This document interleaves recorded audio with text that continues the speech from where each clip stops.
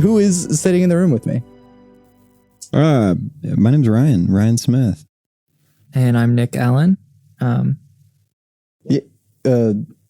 then, like, who is Ryan Smith and who is Nich Allen? Yeah, we're here from Oklahoma City, and I'm a singer-songwriter. I play guitar, and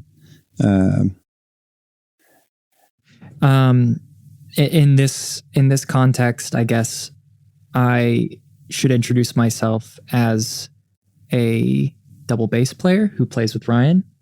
And also we just all met at a poetry open mic where I was reading some prose because I consider myself a writer as well as a musician. The two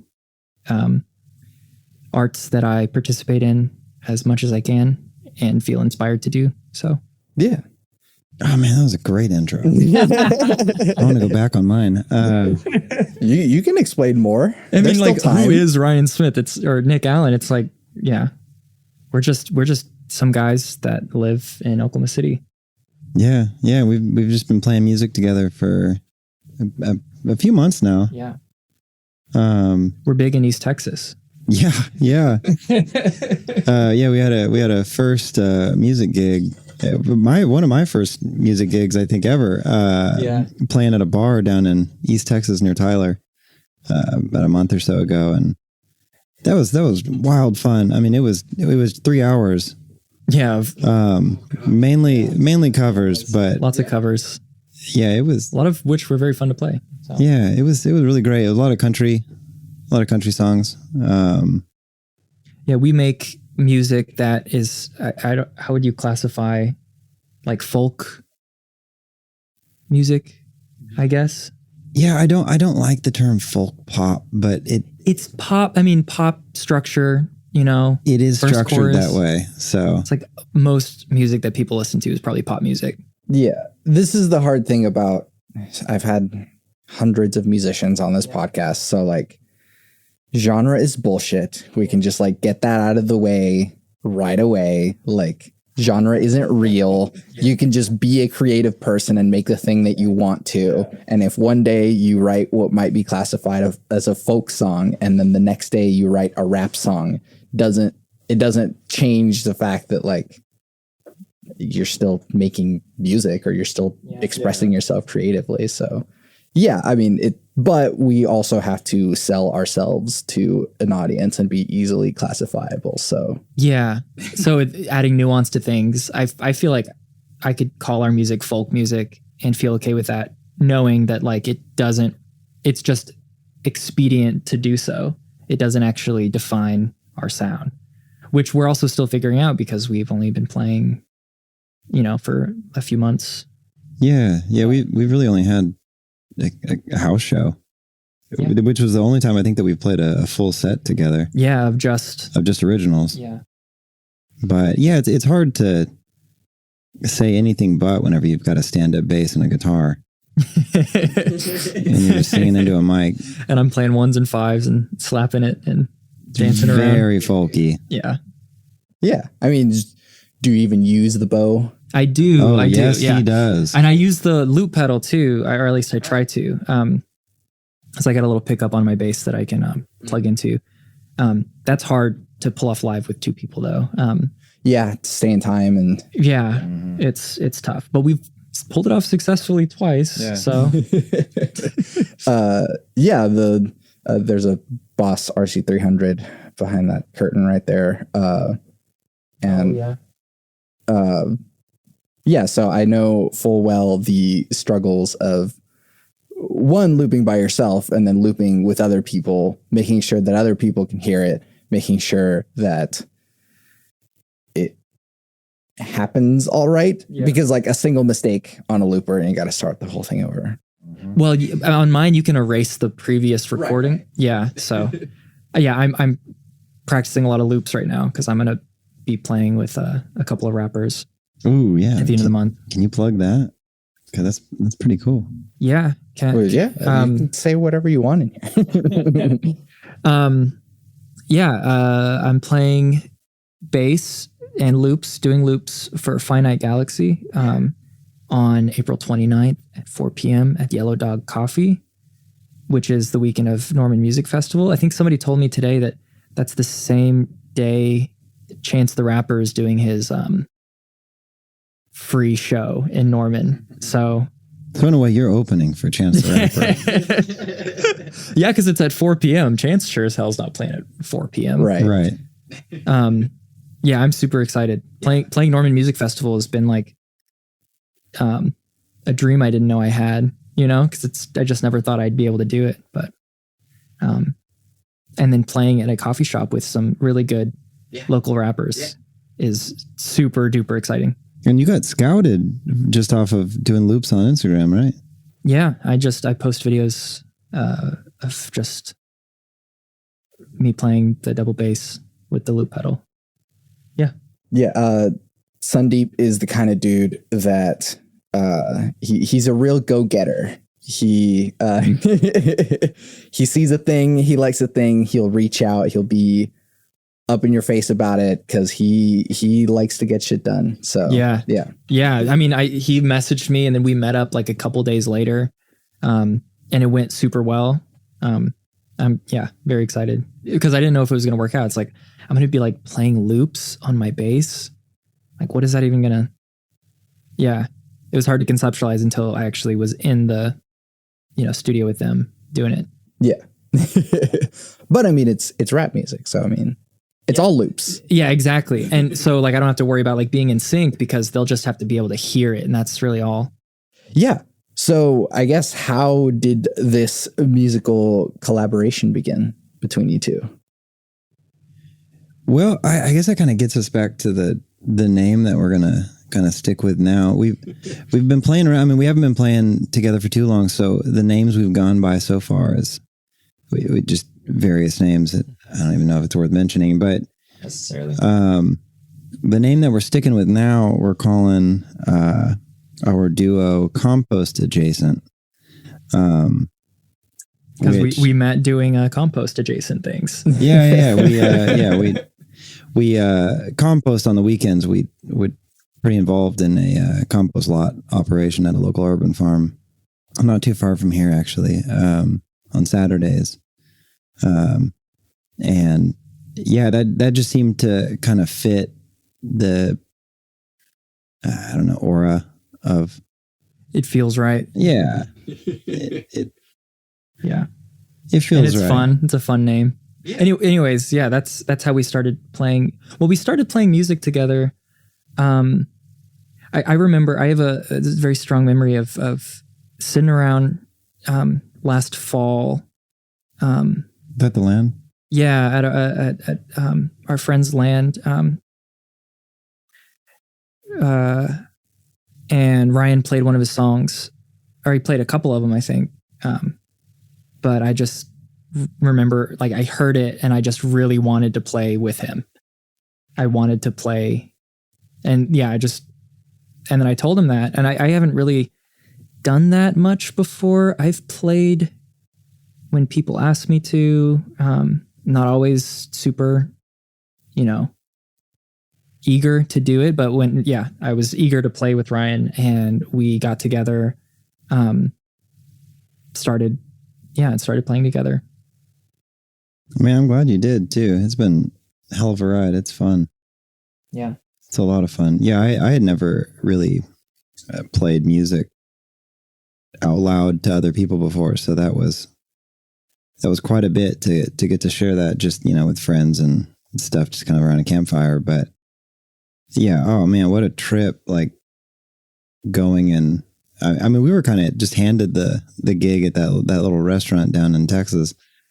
But oh man, I mean, I guess the first time that I had really performed was at that one of the open mics in town.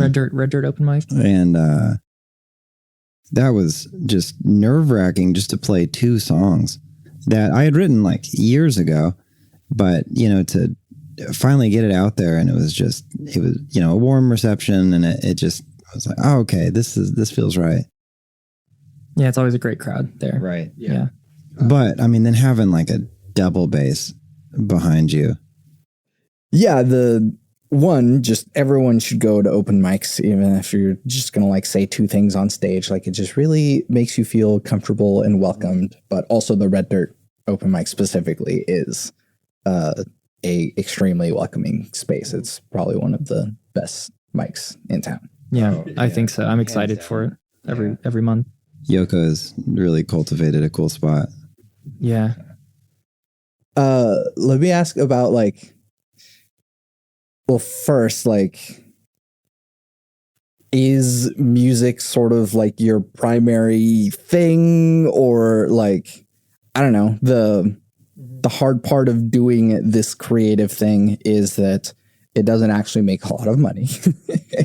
And so it's like, do you want it to be your life, or is it just like another thing on top of everything else? I don't know because I feel like on one hand it would be nice for music to be, you know, lucrative, but then on the other hand that is a very chaotic, you know, thing to court, it seems like, which I sometimes thrive on. So I don't know. It's certainly like my goals are all short term with music, which is just like, what is the next thing I'm excited for? And for me, that's just playing our music for people on stages, however, you know, at venues that I like to go to. Yeah. That's just the goal. Yeah. Yeah. And house shows just for people outside, you know, playing outside. Very fun.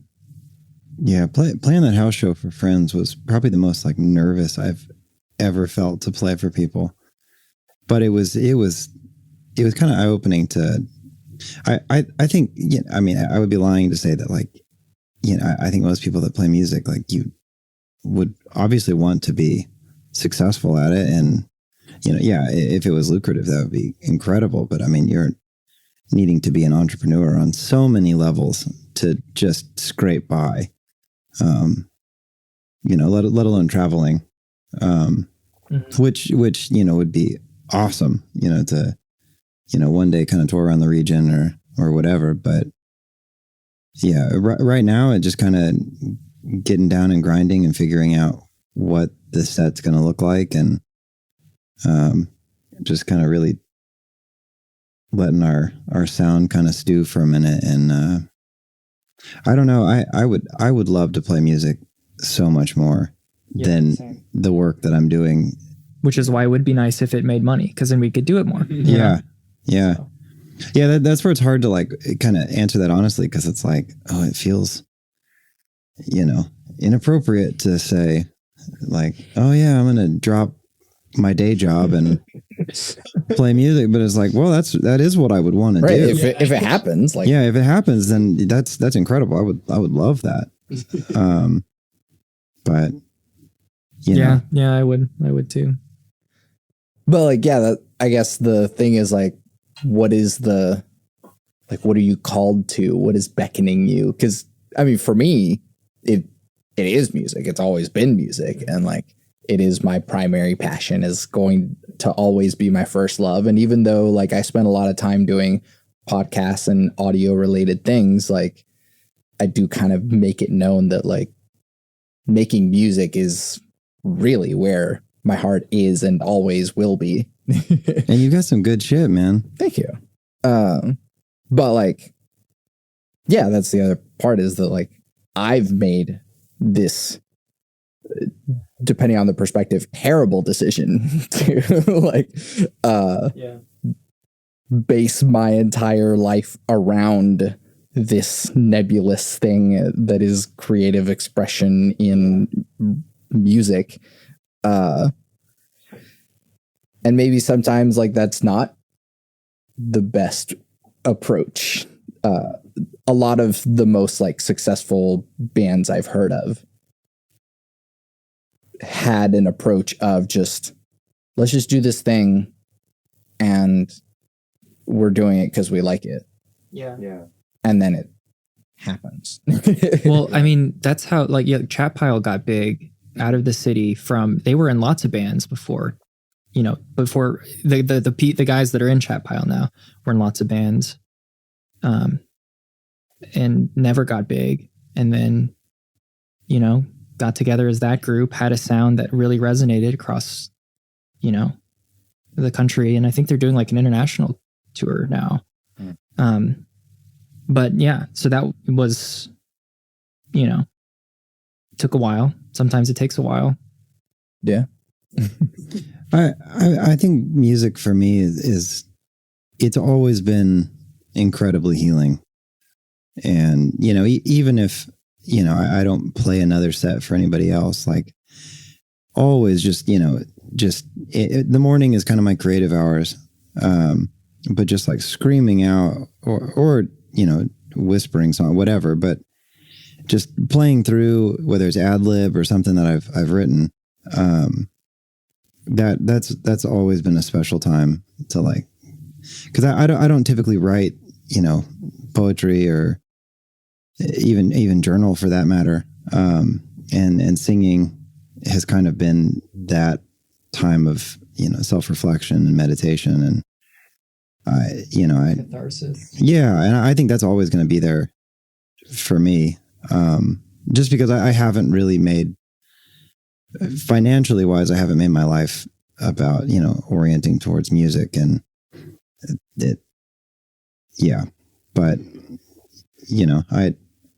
I'm going to keep playing and that might be like a healthier approach. Like, like if it, if you're not putting all of your everything into that basket, like it's just a means of self-expression for you, then, you can go the rest of your life just playing to max 10 people and still get the most enjoyment out of it. Yeah. And like, that's awesome. So, I mean, yeah, it doesn't have to. Just having like, it's really been encouraging, playing some of the open mics and other stuff. And, a couple songs that I've written kind of dealing with, one song in particular dealing with, death of a friend, decided to take his life. And that's a really rough song. And I haven't really edited it too much, after I had written it, and it was shortly after he had passed. And anyway, I had played it at an open mic, and it was impactful to have people come up and just kind of share their story and just similar experiences, and just kind of realize like, we're all feeling the weight of the world right now. I mean, we always are, but just getting to share that and feel that like from other people, and like know like, okay, this isn't just my words, like this is, I'm embodying what other people are feeling as well, is just, I don't know, otherworldly. James Baldwin says suffering is your bridge. Suffering it's a bridge between people. So it's like you share something that is heavy on your heart, and it's like you put it out there, and then there's other people who also reach out into the same space, and it's just a way to connect. Yeah. But God, man, I'd love to write a happy song. We have yet to do that. I think we sat down the other day and we were like, you know what, we're going to write a happy song. And so I wrote on the top of our notebook, I wrote happy fun song #1. And I don't think we wrote a damn thing. Yeah. Well, you can't force creative, expression. It's like, or inspiration. It moves through you. Well, I thought writing down the words on the top would be the, yeah, could I thought that would cultivate something, but it didn't. It's a skill, right? And I mean, and as a writer, like it is a skill, and you hone it and you craft it, and yeah, and you find your voice. Yeah. So I mean, like there is eventually a spot that you can get to where you can just go happy fun song and put out at least a passable happy fun song or something. But like, if it means anything to you, or if it like does what you want it to, or that is kind of where it goes somewhere else, to where it's like, even if you are forcing it and like getting something out of it, is it like, what's it for, Yeah. Yeah. Like I do not like releasing writing that I don't like, Yeah. And music is similar. Yeah. Well, there's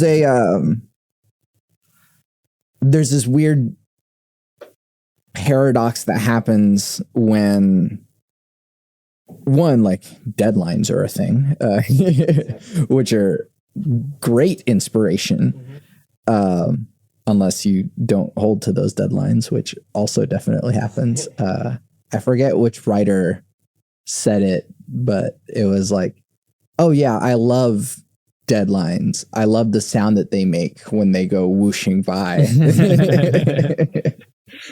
Exactly. But like, and then the other part is like, even if you put something out really in like a rushed state, or you go to an open mic and you're just like, oh, this thing isn't done, but like, and then everyone sort of accepting it anyways, and then you get to like see what's there that you still enjoy about it anyways, and it's like, oh, maybe it didn't have to be what I thought was perfect. Yeah. Right. Yeah. What I thought was holding it back. Most of the times that we play, like, well, all of the times that we play, you're not singing, you're playing with your fingers and not, missing a beat, and it always sounds great. We're really looking at me to like, okay, is Ryan going to remember all the words? That's fucking hard, I don't. Yeah. And I don't always remember all the words, and it's been encouraging to like, because we really don't even have anything like formally recorded. So nobody knows any of these songs. So if I miss a whole half of the song, or even just a few words, like nobody knows. Yeah. And it, and yeah, I mean that it's been encouraging, just like, people coming up afterwards and like, that was great, or, whatever. I don't think anybody said great, but that was fantastic. We've gotten fantastic. No greats yet. Yeah. We're working our way up. You got to fill in the gaps, and you get fantastic all the way up here, but like, great, you gotta, We need more mid songs. You gotta work for that. You gotta have some happy fun songs for great. Yeah. I mean, at the open mic tonight, the stuff that I read was just like, it's like if writing is like, you're regurgitating a lump, and then that lump is like unformed, and you like get your hands in that clay and mold it into something that then is presentable, or then you're happy with and conveys what you wanted to convey. Like tonight I was just showing my lumps, and there's something useful in that too. And just sharing in general, whatever creative, expression that you're working through. This is something that I wanted to move towards, which is like creative community and creative spaces that like, these kinds of relationships and these kinds of, fusions and bands and stuff like that, like they happen only because there was a space in the first place to like allow it. Well, I guess in one way, like what's been the situations that you've been in that like have allowed for that to happen, and then like how can we keep making that happen? Right. I mean, I guess in our particular circumstances, like Compost Adjacent, like we just volunteering at a local urban farm, like we every so often the community there will host a time that they call it common play, but just people in the community will come and just bring guitars, tambourines, whatever their voices, snacks. A great idea, you know? Yeah. Getting together and making music for the hell of it. Yeah. And it's great, you know, just playing folky tunes, playing whatever. And then, you know, I'll bring my guitar if I don't know the song. We're just noodling. But yeah, it just opens the door to all sorts of connections, you know, with other musicians and, you know, writers. And I mean, just all sorts of creative folk. Yeah. So what have been those places for us, in terms of music? I don't know. I mean, you've had a lot more like experience playing with all sorts of people. Yeah. Just with your education. Yeah. I mean, I got a degree in music from OU, and that was nice. Like, I mean, it would, but I don't really do classical music anymore. So it's like, but now I know some good classical musicians. But what is nice about that is it's a space that's made, that's there. And what's not nice about that is it's fucking expensive. And I'm not trying to join an orchestra anymore anyways. So it's like, it doesn't, if that's not what you're trying to do or join a jazz band or an opera, or I don't know, do that big stuff, it's not actually necessary to connect people who are talented and make music. But I can't think of, I mean, we didn't meet through musical means, but then actually we connected through music because of meeting up in this shared community space and then playing music in that shared space. Yeah. And there needs to be a lot more of that. Hopefully we'll be playing lots of just free shows that can foster those connections. Yeah. Yeah. And maybe paid shows. And paid shows, going back to that other question. Sure. I mean, I talk a lot about music education because like I've spent a lot of time in music education as well. At this point, like if I had known what a master's degree in music composition would like look like on the other side, I wouldn't have paid for it. Like, but I mean, I'm really glad that I did it, but I also know what it took to like get there. Yeah. And I could do that by myself. Yeah. So I having gotten a degree in music and also having this long-standing love of writing, but not studied it in school. What I am trying to do and find in this city is the bits of like a creative writing program that I think would be really beneficial to my writing practice, which would, so one of the big things that would entail would be being with other writers and having critiques, you know, and sharing and supporting and bolstering and connecting with creative writers, right? Because you get that in a school. You get that if you're a musician with musicians. You get that if you're an artist with other artists. Yeah, so the Red Dirt Poetry Open Mic is a great place that connects writers. There's there's lots of open mics. I do a writing group every month. That's my stated goal, especially because I've heard that like writing is the loneliest profession, which is true because it's like you're working on something you're, you know, with yourself and your own emotions and thoughts. But that means that we have to do things to keep us from being isolated as writers, which means joining critique groups and writing groups. Yeah. Which, I mean, talking about cultivating spaces, like you've successfully, you know, put on this writers group, you know, every second Tuesday of the month. Currently. Yeah. I mean, you're also in the works of like putting together an actual like writing critique group. Yeah. Which, if anybody listening has tips. I did not go to school for this, so I don't, I have some friends that do, or actually just really one friend that I know, shout out to Frankie, who actually went through the system and is going through the system and has great, wonderful advice and critique whenever we share things and do critique. So if anybody knows more about that world, I'm trying to do it, but I'm kind of like, paving the path as I walk it. Mm-hmm.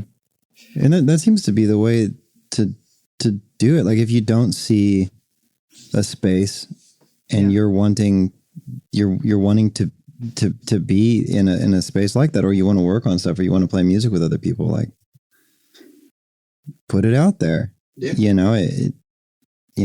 knows who's going to show up, but that's not really what matters. It's just that, you're putting out into the ether, like your interests. Yeah. And there's gonna be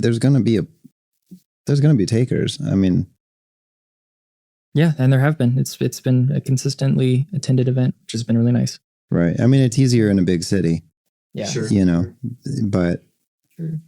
With music, I mean, everybody plays music. Doesn't matter where you go. There's going to be musicians, and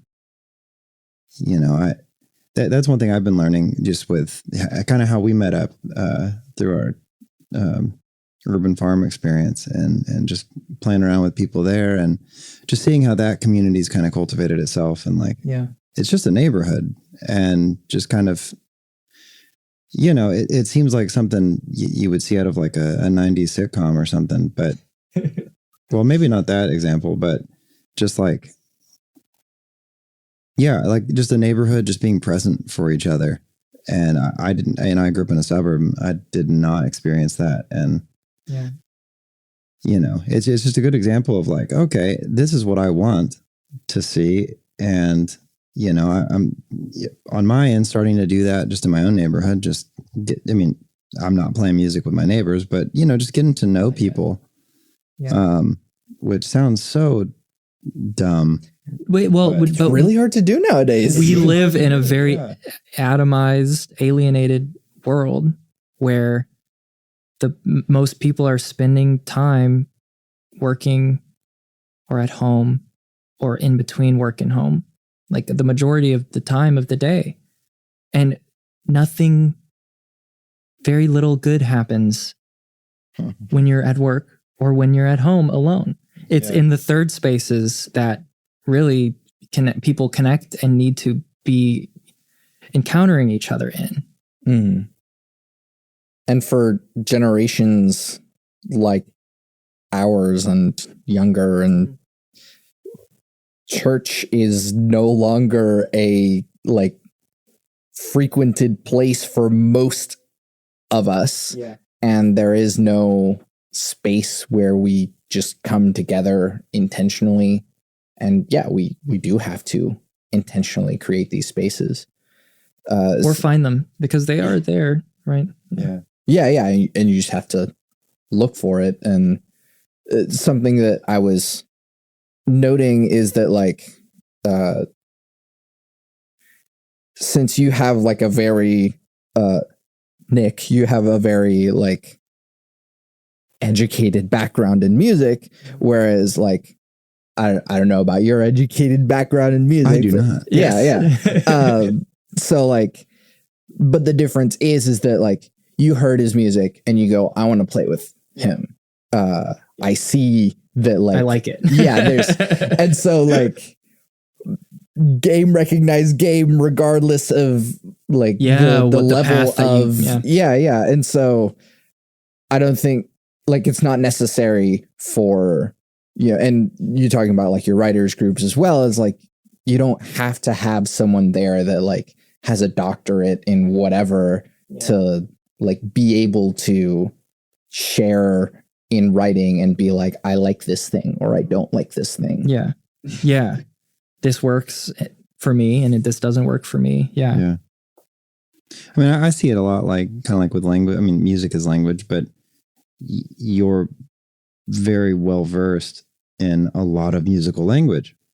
And I'm just picking up. I mean, I'm well versed in like my musical thought. Well, not even really. You have a musicality. You have musical talent or whatever, like ability.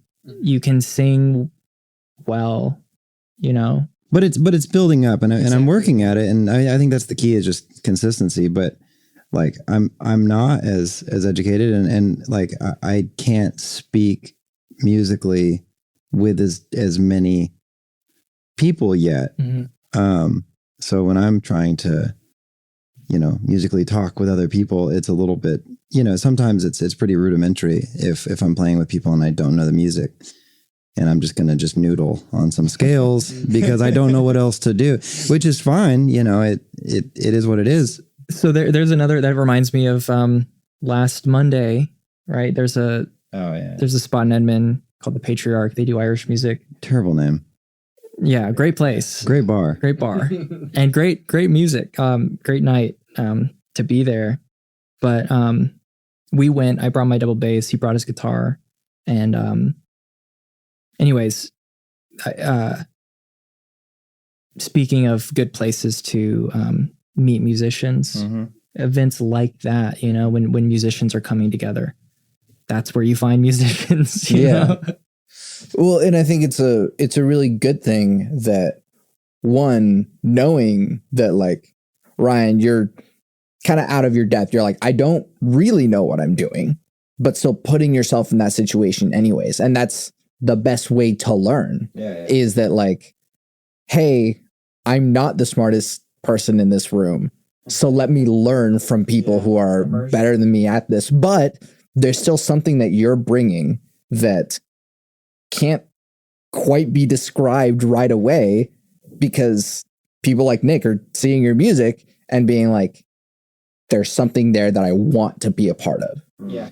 And that doesn't require any sort of like formal education, whatever that means. Yeah.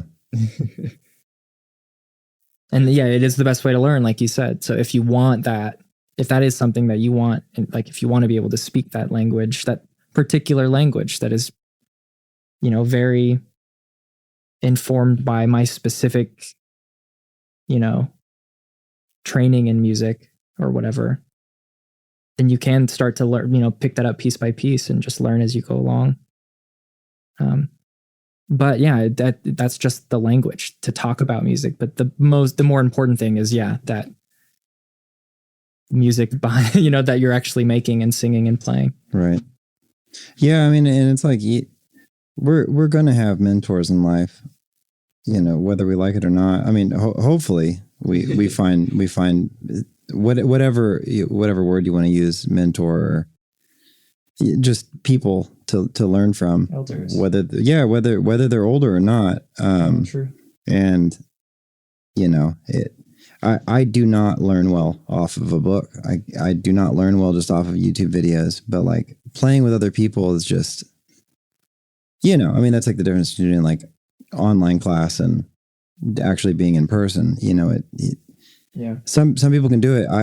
I get, maybe I'm like, all of the rest of humankind, the past millions of years that didn't have the internet. And like, I really do need, I get a lot more out of like being in physical presence of like musicians that really like have learned their craft and know what they're doing. And even if I'm not going to like come even remotely close to what they're doing, just like seeing the way they're doing it and just being in their presence is just, I'm really interested in like a master apprentice kind of dynamic for education. And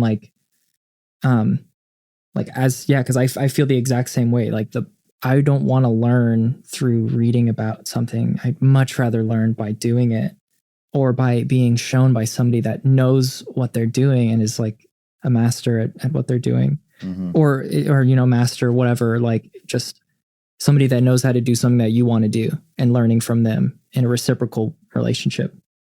That's like ideal. Yeah. Yeah. I mean, and when I speaking for myself, when I get like put off or frustrated, like when I'm at home alone, I'm trying to learn a song or a scale or whatever, and I'm not picking it up, that frustration just kind of like, yeah, all right, screw this, I'll just move on to something different, and then I do. But like having that like kind of mentor or just somebody that's knows what they're doing, like in your presence, it's so inspiring. It's so inspiring to just keep at it. Yeah. We were talking about Victor Wooten the other day, but he learned a lot of his bass playing from playing along with like Miles Davis, like CDs, because it's like you can't get in a room with Miles Davis, but you can play along with him, because you've got his music. So it's like I try to learn writing through reading writers that I love. Because it's like, whoa, how did they do that? That was, Yeah, you were getting called out the other day. Yeah, I did. With your writing style. Yeah, so I just had been reading some China Mayville, who's a British weird fiction author. I was about to say, explain that. Yeah, kind of, it's weird stuff. I don't. He's a good writer, but I was reading some of them, and like the thing I was working on, I'd finished reading it for my writers group, and somebody that came recognized my Mayville influence for that particular passage, and said, "Oh, that reminds me of China Mayville," and I was like, "Oh shit!" Right? Which, how niche? It's like whatever, what you consume, you expel, Yeah, well, I mean, and there's this thing in today's episode of Capitalism Ruins Everything, like the fact that we have to like protect intellectual property for the sake of like making money off of it, instead of like the jazz tradition of like, here's a thing that someone did and I'm going to quote it, like, you get it. Is very like, you just can't do that anymore. And so it's like, yeah, of course I'm gonna like steal this thing, I like it, it's good. Yeah, that's true in the folk tradition too. Yeah. Folk and jazz, and I mean, in any kind of music that isn't academic or isn't necessarily ruled by money, right? It's not academic, it's not pop, it's like this music from people. Below, from people. There's that reciprocity between the artists of like playing each other's stuff. Mm-hmm. Well, I mean, like half of the stuff that I'll just like ad lib is just a regurgitation of Hank Williams chords, which is just 3 chords over and over and over again. And if I want to change it up, I'll just put a capo on and play the same chords. And it's so funny that, like, I mean, going all the way in the, like, music theory rabbit hole and, like, coming out the other side, it's like, wow, there's so much here, like, at first. And then you really learn it. And then it's like, wow, 12 notes really isn't that much. And then, like, we really only use, like, 7 of them most of the time. Yeah. And then really, like, you can do so much with just 2 or 3 chords. Yeah. Like, so that's not even all of the notes necessarily. So, like, cool. Like, like, it, once you get advanced enough, it gets simple again. And so it's like, cycle. Sure, I'm regurgitating this Hank Williams stuff, but like also it's good. And there's a reason why, like, he was able to do so much with 3 chords. And there's a reason why you're able to do so much with 3 chords. And why his music was able to connect with you. Yeah. Right. That speaks, not like, oh, Hank Williams, like that was the beginning. And it's like, we're evolving. Like, I feel like Western culture has this like fetishization of like progress and evolution where we like have to, I mean, like the just shit that drove me crazy a little bit in music theory class in college is just like these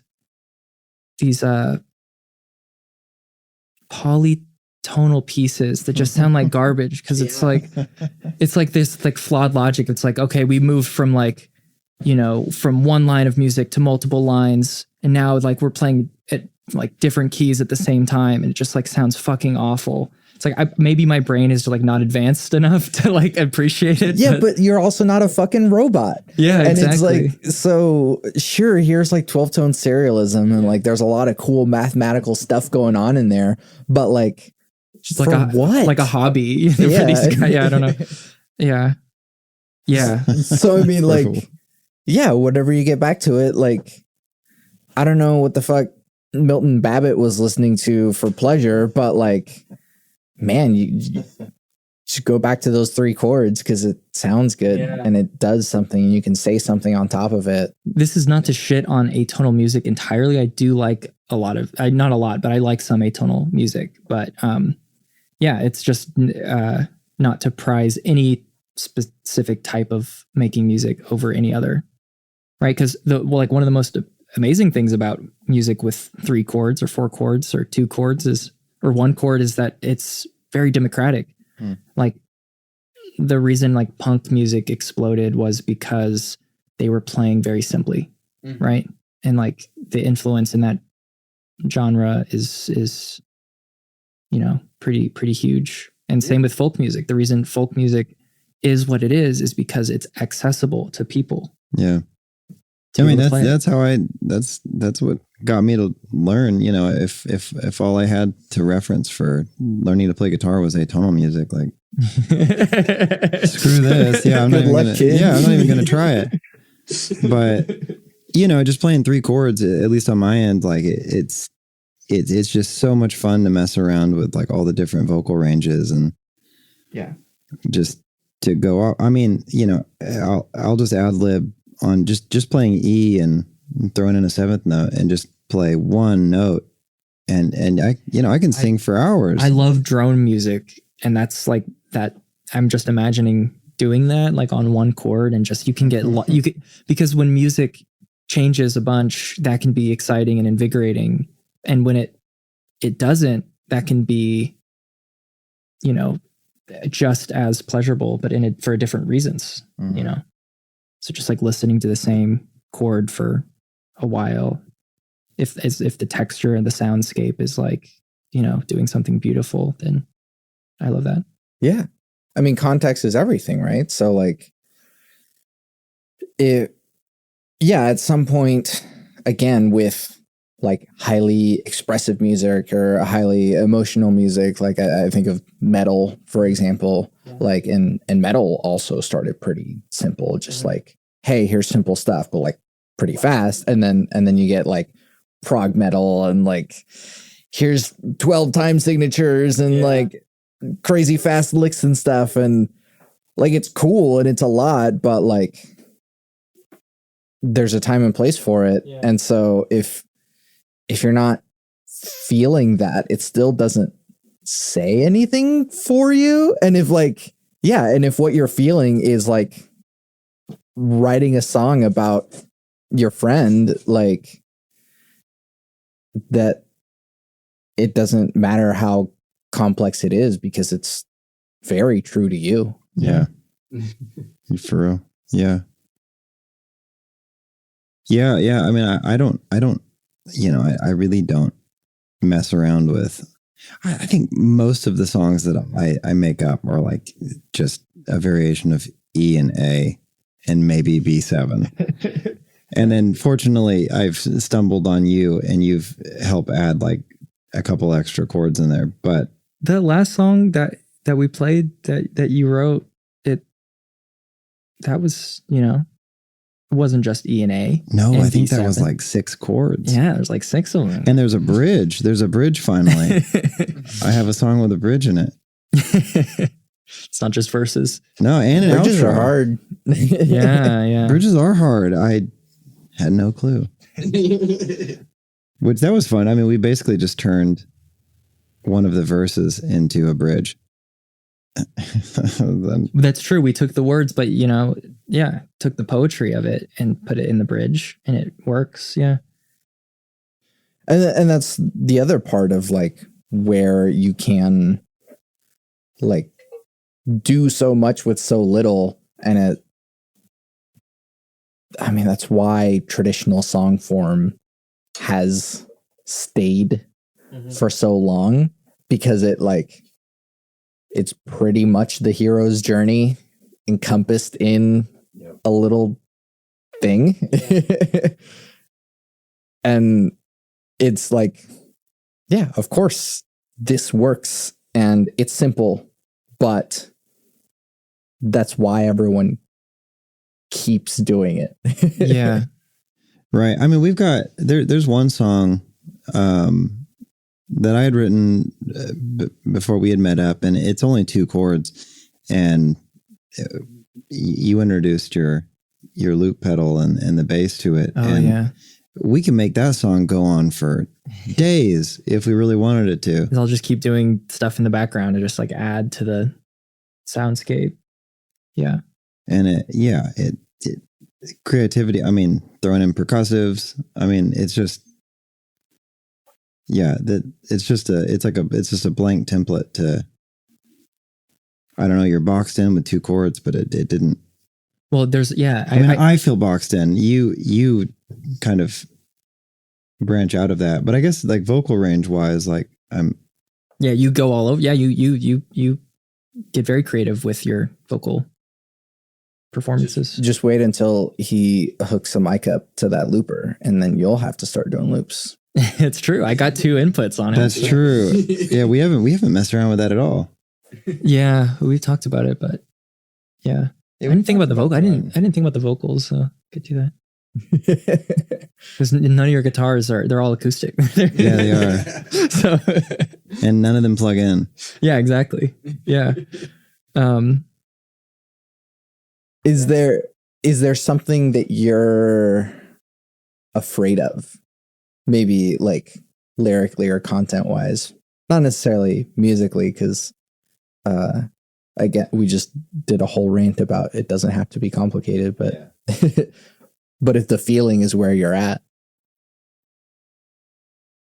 I mean, like, so I guess more personal, going through a divorce right now, and just through this time of separation, I just been leaning more into music for it.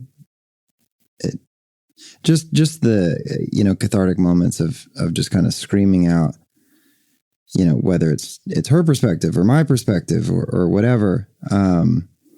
That's been new to me. To singing about a friend dying is one thing, but singing about something that's deeply personal and is in real time happening, it just feels like it's scary to kind of air your dirty laundry.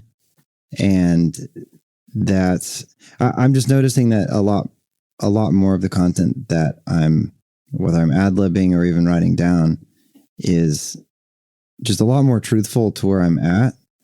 And that's a lot scarier to present. Cause I'm not used to, just putting it all out there. And I don't know if I'm going to be the kind of person to just be putting stuff out there. I mean, here I am putting this out there, but as far as music, it's made it a little bit easier to process and grief. And to present it though. Like it's made it easier because it is boxed in, and it is a little bit cleaner than, my scattered brain, and every week my thought process and everything is it's a little different. So yeah, I mean, it's scary to tell the truth. It's scary to be real and vulnerable and honest. Yeah. And I feel kind of new to that show. I remember when we were working on this last song, we were talking about the lyrics, and you were pretty intentional about the honesty of the content. Isn't it? It was important for it to feel true to you and your experience. Like you didn't want to just like say something you weren't feeling or whatever because it fits in the song. And that's important, I think. Keep your music authentic as you possibly can. Yeah. What the most recent song that we've been working on, we call it Linger. But it's not too terribly long of a song, but kind of touch in some of the lyrics just about resentment. And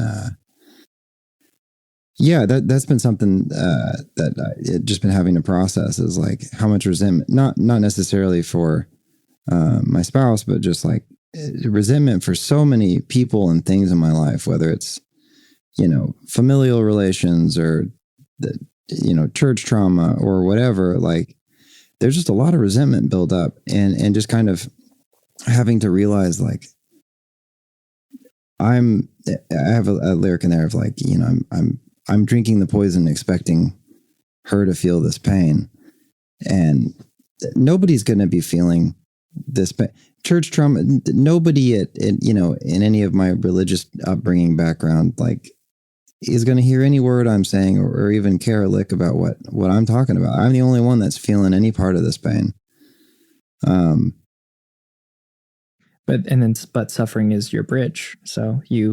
But suffering is the bridge, and it's opening up so many other conversations with just, other people that are feeling a lot of the same things. Yeah. And a lot of, and it kind of a tangent, but it's cool to process stuff and like really scream stuff out. And the more I'm screaming out, the softer and softer it gets. And the more that those feelings kind of, they don't really dissipate, but you externalize them in some way, and then they're able to like have a lifespan, be understood. And yeah. And it's not just, every day isn't just triage phase. It's just a little more real, and actual healing happens. It turns out, which is nice. Yeah. And I'm sure, like, maybe a long time from now, maybe you'll still keep playing these songs, and then they'll be true to you in a different way. That's something I've been noticing in playing a lot of stuff that, like, I wrote a long time ago. You're saying that? Yeah. It's stuff from like over like 10 years ago. Content, yeah. And how they've sort of been reframed by the rest of the experience. And it's like, it's not even necessarily, like, these songs aren't even necessarily true to me anymore, but in some ways they're more true because of how deeply I understand them in a complex way that I never understood whenever I initially wrote it. Yeah. Do you have an example from one of your songs you're willing to share? Yeah. So it's funny that, like, the second song that I played tonight is called Right Now, and it is about being mad, and it was a way for me to, like, put myself in my partner's shoes, and that it was like, I don't know, at the time, and I'm sure a lot of men tend to deal with this, is that, like, we tend to be fixers. And so it's like, hey, can I, like, make you feel better? Yeah. It's like, don't make me feel better. Like, let me sit in this. Please sit in this with me. Yeah. And it's taken me so long to, like, and I wrote that song a long time ago, and it, like, every time I do, I understand it in a deeper way, in a more real way, and, like, in a way I'm understanding what I was trying to do to myself by, like, writing it in the first place. But yeah, just the more removed I am from, like, the initial time that I wrote it, the better I am at understanding what it was that it was trying to say. Isn't that crazy? I mean, that's just real weird brain magic. Yeah. Where your brain was like miles ahead of where you were at that moment. The illusion of time. Well, sure, but also It's like not linear. the emotions were true. Yeah. Right. And that's what it was communicating first. But then like to understand them in a more like intellectual way, like that has been a processing that's taken a long time as well. Yeah. And yeah, the emotions are still true, but like I can understand them better now. Yeah. Like you were saying, going to school for music theory. Well, no, it's like you knew how to play, but right. The thing is that like all of this musical knowledge and rigor and academia has helped me to understand what is happening. But it's hardly ever been a priority for academia to understand why. And that's still like, I have a master's degree, and those were still like the harder conversations to have with instructors. That like, I had a fucking argument at a teacher's house that like, nah, man, like the text absolutely informs our understanding of the piece. You can't just look at the like what's on the score. Like they wrote notes on it. They were writing in the journal all the time, or if there's fucking lyrics, like, and the fact that like academia doesn't value that as much, even though it's been here the whole time. Like the emotional intelligence is part of the musical experience, but like academia doesn't give a damn about emotional intelligence. It only cares about intellectual intelligence. Yeah. And things that are quantifiable too. Yeah. Right. Qualitative things are harder to form logical arguments around and make, nice points about. So they tend to be overlooked in lots of academia, I feel like. Maybe, I don't know. It's just hard. Yeah, it's hard to do science in certain areas. It's hard to do.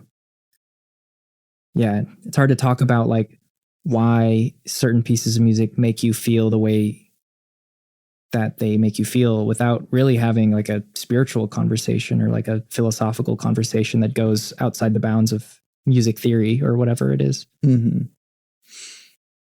But yeah, and to kind of go back to that thing is that like you played your music, Nick understood it. Yeah. I felt it. Yeah. In a way that the rest of the what chord is he playing, or what, like how high in the range, and like the melody did a thing in this direction, like that doesn't matter whenever like you said truth in some way and it connected. I didn't even know what I wanted to play with him. I didn't know I was, and that song that I'm thinking of, it's one I use the bow on, and it's so fun to just like play these really pretty lines while you're singing. But that just came supernaturally as well. Yeah. Because it's been quite a bit actually. Where can people find you in your things? I know there's probably not like an official thing, but at least how can they keep up with? Yeah, right. I mean, we kind of just confirmed our band name here on the spot, so that's real helpful. I mean, we're both on Instagram, but it's just our individual personal accounts. We could make an Instagram account for our music. Yeah. Anybody listening, stay tuned. Big things Big coming. things coming soon. Yeah. Compost Adjacent. At least plug your own things that you want people to see. Yeah. But yeah, Compost Adjacent will be here in Oklahoma City. Actually, we will be playing doing compost. We will be composting every Saturday, 9 to noon. That's not even Compost Adjacent. No, that is actually compost. But we are adjacent to compost while we're there. Right. And that is a good meetup ground. It doesn't smell too bad. We do it right. Yeah, but sometimes it does. Yeah, there's plenty of coffee grounds. It neutralizes the smell. They smell good.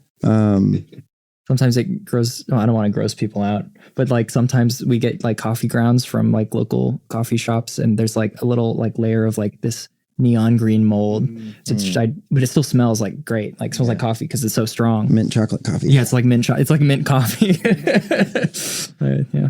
We are playing at a nowhere near here. There's a music festival of sorts in Tyler area in East Texas called the Junebug Festival. Yes. We're trying to get big in East Texas for some reason. For some reason, we're trying to get big in a place that is conveniently too far away. Shout out to our friend Cadence, who lives there and is connecting us with the cool people and cool artists that she's meeting. For real. Anyways, my Instagram is in Allen Writes. I post about my writing stuff. I post music stuff. Anything that I'm like involved in, I'll try to promote there. And then it looks like Ryan is looking up his Instagram handle. This is not helpful. R Smith TXCO 123. So good luck. You're trying to get people not to follow you. We don't want you to listen to us ever. Yeah, sweet. Thank you guys for doing this with me. Oh, thank you for having us. This is special. It was fun. Truly. I'm Santiago Ramones. I'm Ryan. Nicholas.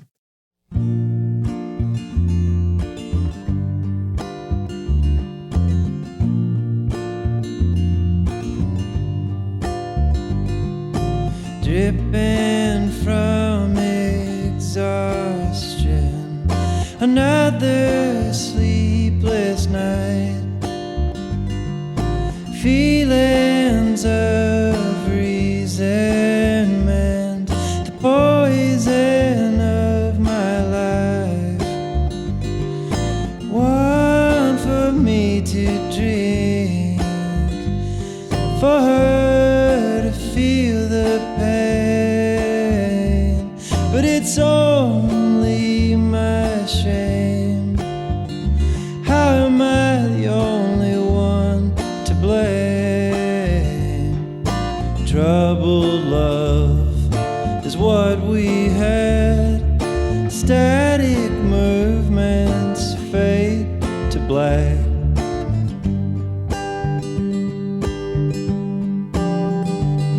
But I'll let it linger if you don't wanna be here.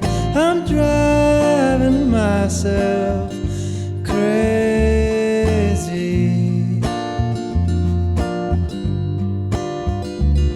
The feelings you've been after, I can't pretend that I'll be the one, haunted by the Lord above. He's crying at what I've done. Empty wells in her joys past. What we'd hoped for didn't seem to last.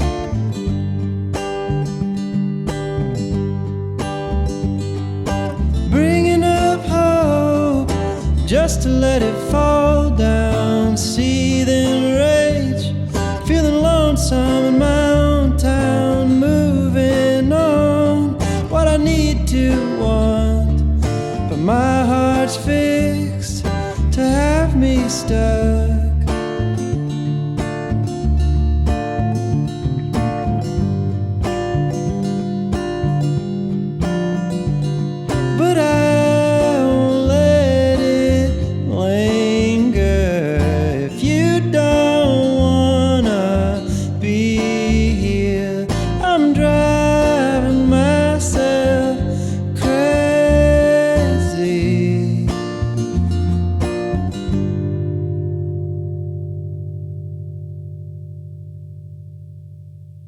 You can find everything that I do on my website, santiagoramones.com.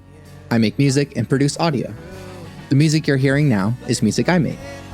You can listen to official releases by Santiago Ramones on Spotify, Apple Music, and the other streaming places. Or you can support me directly by buying my music on Bandcamp. I'm working on Hypothetical, my first singer-songwriter album, so if you'd like to hear that at some point, I'm so close, I promise. There are lots of ways to support me on my website. There's a Discord server in which we discuss deep topics from the podcast, but it's also a community of beautiful human beings. All the links to these things are on my website, santiagoramones.com. Please take a moment to rate and review the podcast on Apple Podcasts if you listen there. It means a lot to me to hear what you have to say about it, and you're helping me without having to spend a single cent on me. I want to help the world have deeper conversations, so thank you for listening to and supporting Bit Depth. I was in the podcast with my 3 things. They shape my life philosophy. Those 3 things are: love never fails, it's going to be okay, I might be wrong.